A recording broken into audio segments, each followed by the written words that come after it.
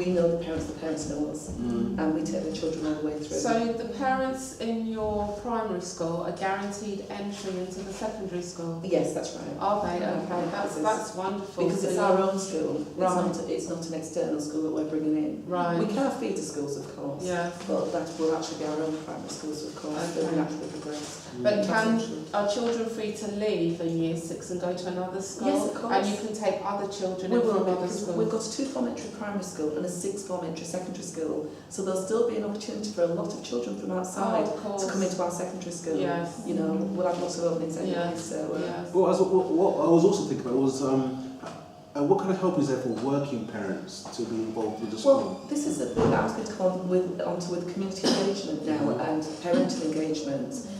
It's not just about what the school can do for the parents, it's about what they can do for the school, and that's why the audit of the parents is so important. Yeah. But you also identify whether the parents need any help from the school. Language classes, ESOL for example, we've got a lot of Eastern Europeans now moving into the area who could do with some assistance with, going in, with some assistance in assisting their children with their own work. If they learn languages from from the start of their children's education, then there's more likelihood that they'll have an opportunity throughout their child's school life to assist their children.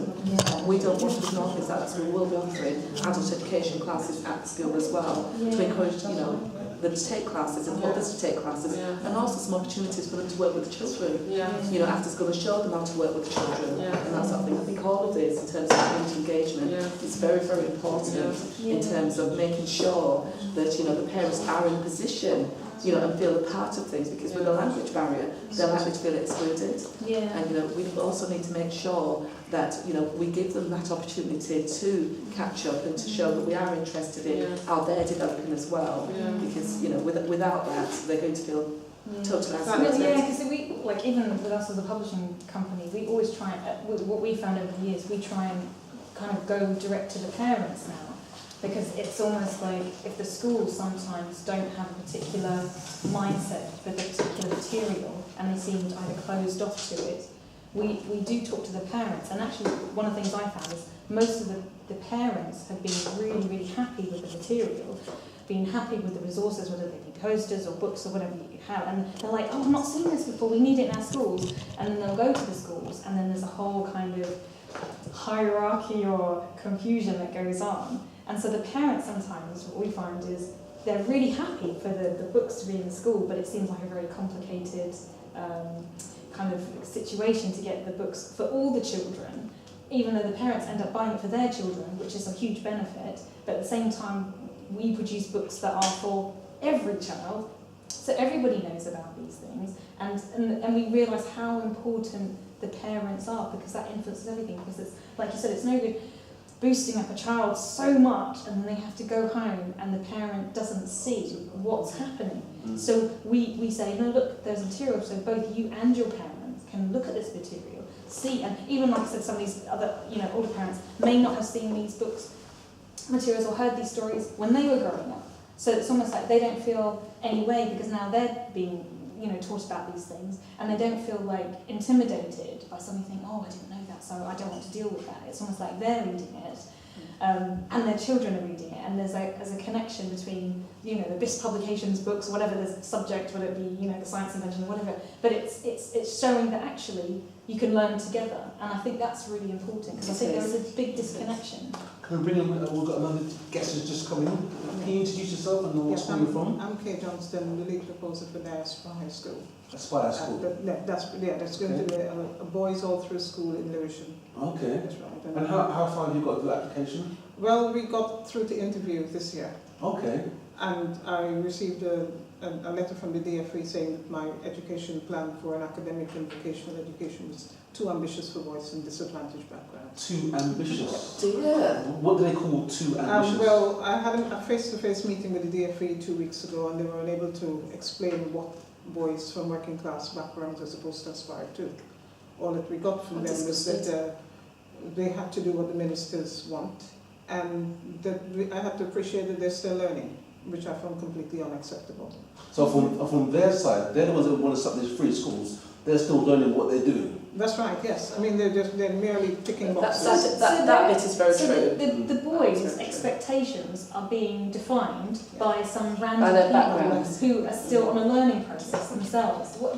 So meanwhile, It's those children's lives are completely being... unacceptable. I mean, the fact that we've got Cambridge University, Lewisham College and Imperial College supporting us and coming on board to work with us, you know, as far as it comes from cutting our minds. So It was too ambitious. You can call them educational experts. And they're Well, backing what you. I found, to my surprise, the DFE is not the advisory body on education. They're just there as minister stooges. And I wasted no time in letting them know, you know, that to my horror. Any minister who wakes up with a crackpot idea, they're there to tick the boxes. But The you, option, but yes. sorry, I was going to say, but you do realise some of these expectations that you're now saying are possible, they'll probably go through them and then put it in later on. Well, and think it as the last email, because I mean, I did follow up to that meeting because it became very acrimonious towards it, as you can imagine. They had no answers, and they said, well, are any of you teachers? And so, no, but we have an education advisor. Well, when last was your education advisor in school? Because I know what's educationally possible. Yeah. And again, there were no answers. So the last email from the DFE, they said that they will be using the points that I've raised to review their assessment in the next round of applications, which I find totally unacceptable. We should introduce ourselves to this lady as well. Yeah. Yes. I'm Karen Chatio, one of the first proposers of a preschool, now set to open in 2 weeks' time in Enfield, Enfield Heights Academy. It's going to be a one-form primary school. No, I was just going all the way through from primary. And literally, I mean, our strapline is from nursery to industry, because what we were doing is taking them through from nursery and putting them straight into their first job. Shame she got that one first.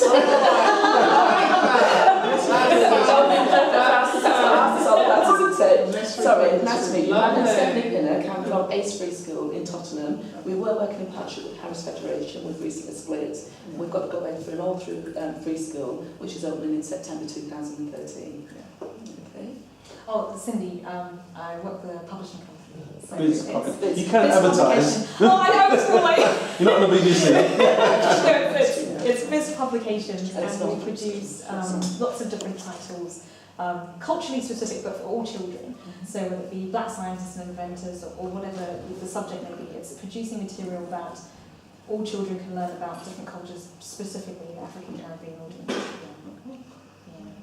Yeah, I'm Leah Imara from the National Association of Black Supplementary Schools. All right, but I needed this in conversation because you know, especially for black parents, you know, we hear free schools and DFE and what, a lot of them don't know what's going on and how it affects our children. So we need to have these discussions in the open about what is going on. You know, there's not black schools, but what we're discussing now is how free schools and the curriculum affects black children and their families. Well, for me, I found that, you know, I was an assistant head for 9 years at a school in Croydon, a boys' school. And what I found year after year that we were not preparing the children for the world outside of school. And every year we were leaving school with nothing to barter with out there. So I started talking to the year 10s and 11s and their parents as to what they wanted their educational experience to be like. And from that we shaped our curriculum and took it from there. We first took the proposal to Croydon in July 2007.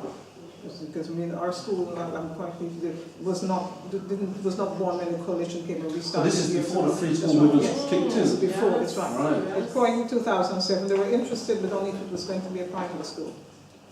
And I refused, because if we went as a private school, we would lose the children that we were trying to target. So it was just put on ice. And when the first free school initiative was launched, I thought that this was the opportunity. And I put in the first application, and on the 11th of February last year, I got a reply saying that had I engaged businesses, we would have gone through. That was a ridiculously simple form. Did they see that before then? I'd like to speak to this lady's speaking, because a lot of what she's saying sounds so familiar, but please continue, I don't want to stop you. And well, I put it down, okay, that was my own naivety, and we mounted a huge campaign last year, and we did everything. We had 2 very successful public consultation meetings, and we put in the second one last year, June. And at the end of July, 25th of July to be precise, I got a 5-line reply from the DFE. 5 lines. 5 lines. I actually counted it. And they said that they weren't sure that we targeted children of relevant ages. So at that point I hit the roof and I got in So touch when with you apply Jane then, Vaughan. but when you apply, isn't there a stage, I mean, where they say we're going to look at the application if there's any issues that we think need to be dealt with? No, Before- we don't do that. But also, just the fact that seems like a very So common for- thing. for me, There's no it's- appeal either. Yeah. There's no appeal either. I'm going to Yeah. talk a little bit about Yeah. what's happened to us. It's slightly different to what's happened to yourself. We applied for the first time in. I should go back a little bit actually, Yeah. because I haven't introduced where we started from. I started to talk about myself as a parent, but I didn't actually introduce you to where we started as a school. And I think perhaps it would be helpful if I did that. I think I got to the point where I'd actually spoken to some parents about the standards of education, and as a result of which we decided to try and open a private school, much like this lady. Well, you didn't want to go private, we thought we might have to go private. This was pre-free schools. So we found premises, etc., and we're looking into perhaps opening a private school. Within 2 months, they announced, the coalition government came in, next thing we know, you can open a free school. We said, okay, this is for us, let's see if we can do this. So we now, I got together a panel. I know quite a lot of teachers and friends who have got nurseries or private colleges, etc. So I, I started speaking to them. We all came together and decided we were going to complete the application in the first round. So the first application was submitted was about August, September 2010, whereas free schools actually started about May, June 2010. So I was actually called to interview at the DFE, actually went along, and we actually got through. We got through in the first round. What we didn't have in the first round was the premises.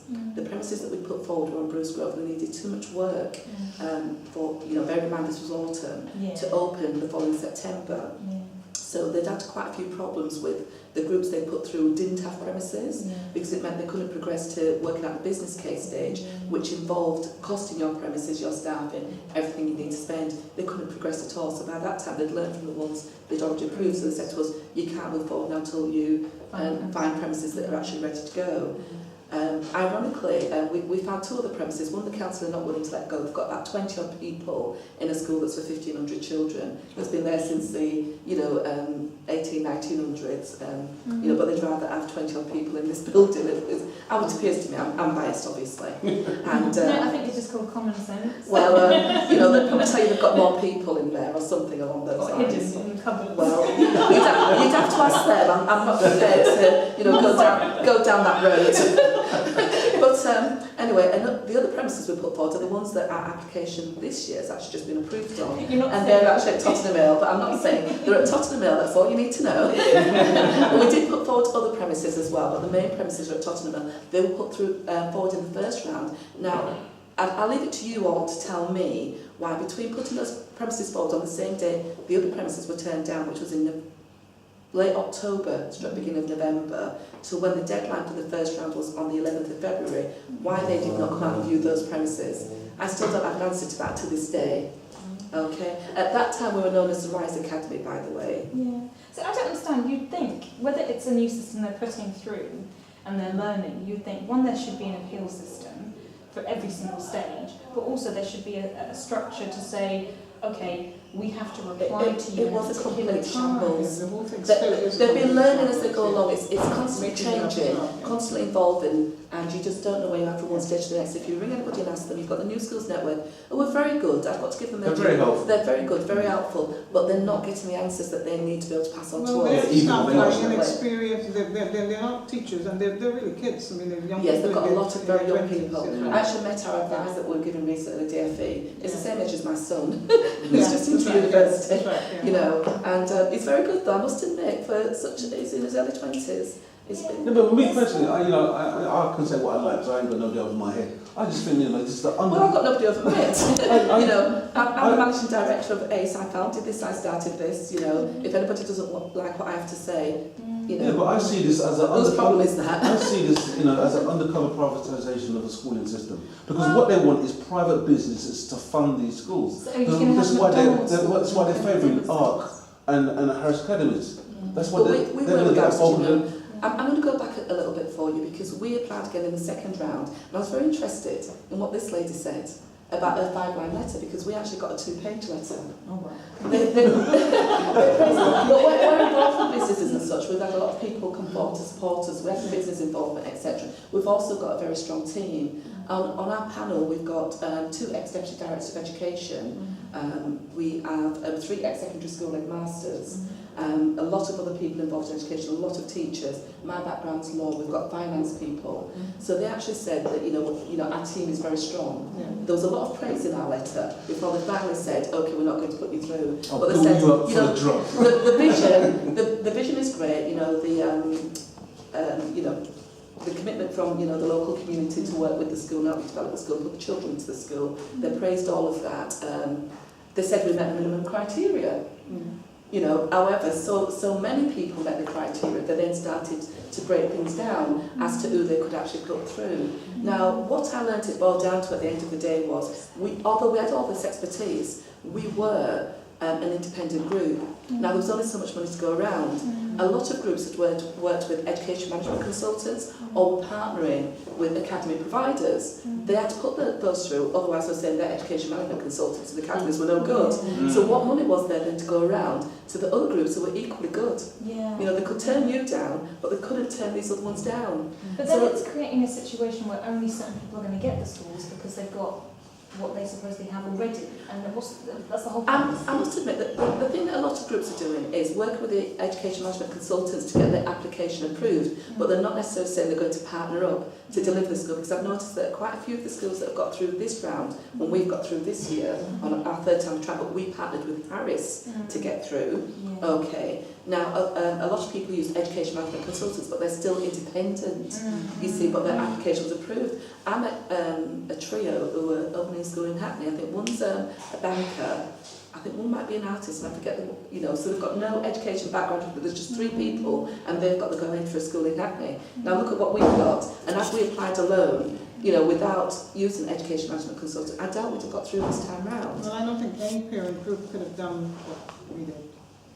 Absolutely not. We've got a pretty strong team as well. Yeah, because of the nature of the school that we've got that's the only difference experience. between us. We've got life skills coach. We've got the school now. We've got a counsellor. We've got somebody from Cambridge. Somebody from Imperial College. So I mean, we're not sort of a wishy-washy This is what I'm saying. There's one difference between us. It's Harris. Yeah. That's the only difference between us, and that's exactly why I was going with this. Money.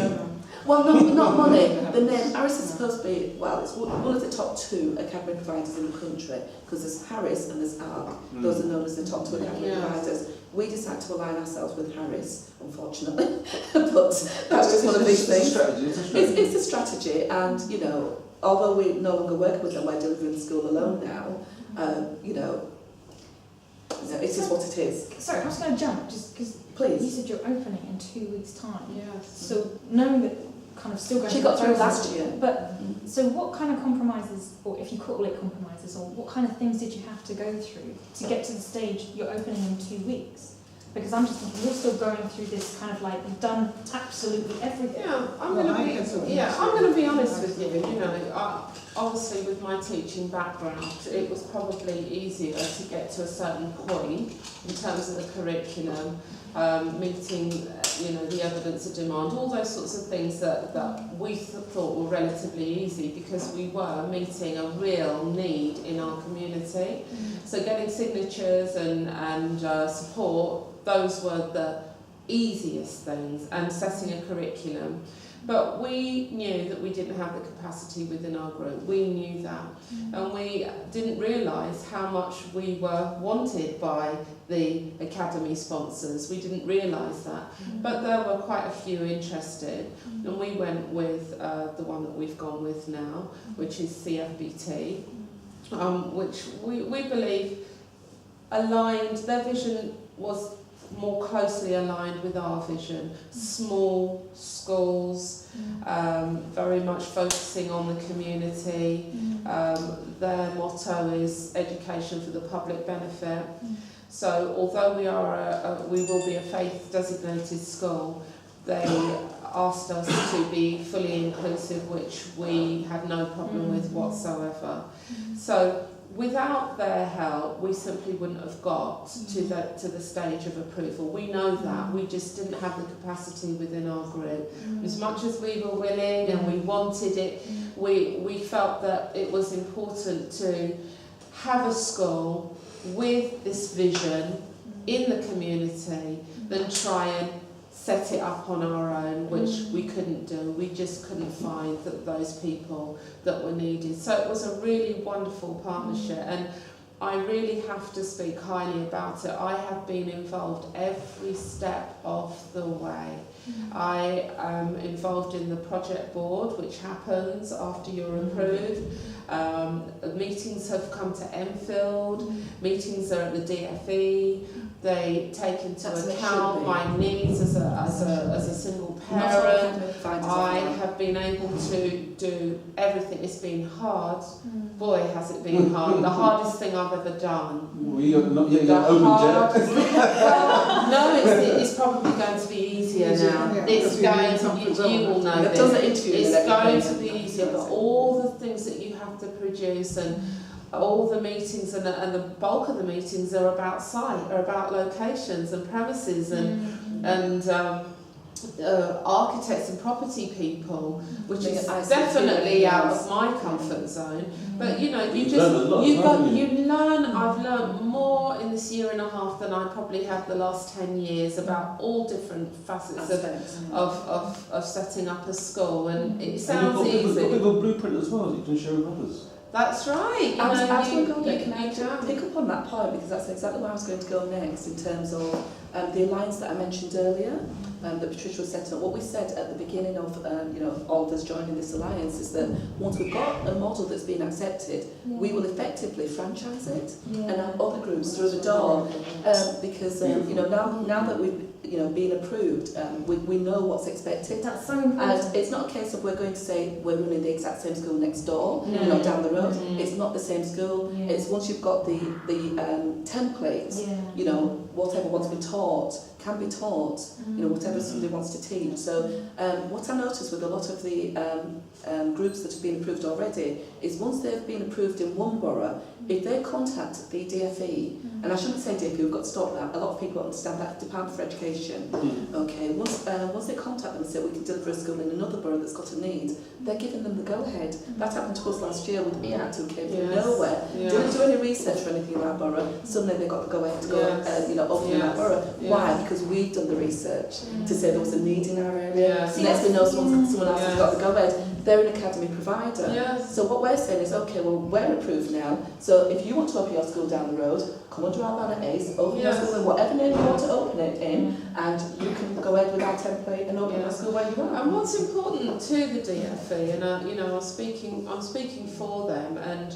I would be the same, if I was the one in charge, but they don't want these free schools to fail. They really don't. No, and I think as they are succeed. still quite new, they've gone with people who have a proven record at providing education, and which is fair enough to a certain I think extent. it's fair enough.